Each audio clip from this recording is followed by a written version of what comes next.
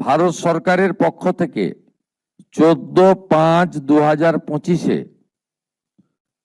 যারা অবৈধ বাংলাদেশি অনুপ্রবেশকারী তাদেরকে সরাসরি বিএসএফ এর হাতে হ্যান্ডওভার করার জন্য একটি নির্দেশিকা এবং তার সঙ্গে একটি আপনার অবৈধ অনুপ্রবেশকারীদেরকে হ্যান্ডওভারের আইন ভারত সরকারের পক্ষে under secretary government of India Pratap Singh Rawat পাঠিয়েছিলেন।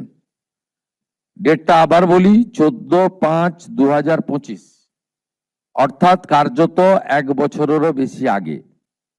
পশ্চিমবঙ্গের আগের সরকার তারা একদিকে শরণার্থীদের সিএএ দেওয়ার ক্ষেত্রে বিরোধিতা করেছে, অন্যদিকে এই গুরুত্বপূর্ণ সুযোগ বা আইন ভারত সরকার যেটা দিয়েছিলেন তাকে কাজে লাগেননি। আজ থেকে আমরা এই আইন কার্যকর করলাম। এর ফলে সিএ এর অন্তর্ভুক্ত যারা, অর্থাৎ সিএ তে বলা আছে 7টা কমিউনিটি বা ধর্ম পালন করা লোকেরা তারা সিটিজেনশিপ অ্যামেন্ডমেন্ট অ্যাক্টের আওতায় আসবেন এবং তাদেরকে যারা 31/12/2024 পর্যন্ত এসেছেন তাদেরকে কোনো পুলিশ কোথাও হ্যারাসমেন্ট ডিটেন্ট করতে পারবে না।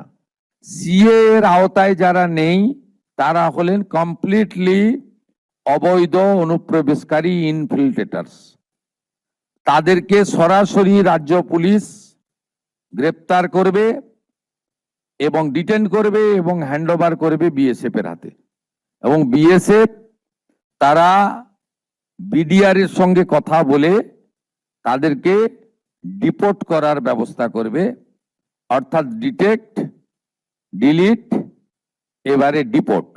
ডিটেক্ট, ডিলিট অ্যান্ড ডিপোর্ট, ঠিকই শুনছেন। পশ্চিমবঙ্গে চালু হয়ে গিয়েছে ইলিগাল বাংলাদেশিদেরকে ভারত থেকে বার করার জন্য ডিটেক্ট, ডিলিট অ্যান্ড ডিপোর্ট। তার জন্য তৈরি হচ্ছে প্রত্যেক ডিস্ট্রিক্টে একটি করে হোল্ডিং সেন্টার। যে হোল্ডিং সেন্টারে পুলিশ যত অবৈধ বাংলাদেশিকে ধরবে সাথে সেখানে রাখবে এবং 1 মাসের মধ্যে তাদেরকে ব্যবস্থা নেবে, মানে আমাদের বিএসএফের হাতে তুলে দেবে এবং বিএসএফ তাদেরকে বাংলাদেশে পাঠিয়ে দেবে।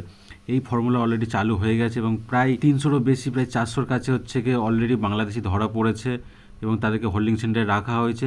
এবং অলরেডি আপনারা দেখতেই তো পাচ্ছেন যে বাংলাদেশের বর্ডারে কোন লেভেলে হচ্ছে এখন ভিড় জমা হয়েছে এবং সাথে সাথে পশ্চিমবঙ্গে আরও অন্যান্য ডিস্ট্রিক্টে তৈরি হচ্ছে আরও হোল্ডিং সেন্টার এবং দেখা যাক কতটা কার্যকরী হয় এই হোল্ডিং সেন্টারের through. So thank you so much.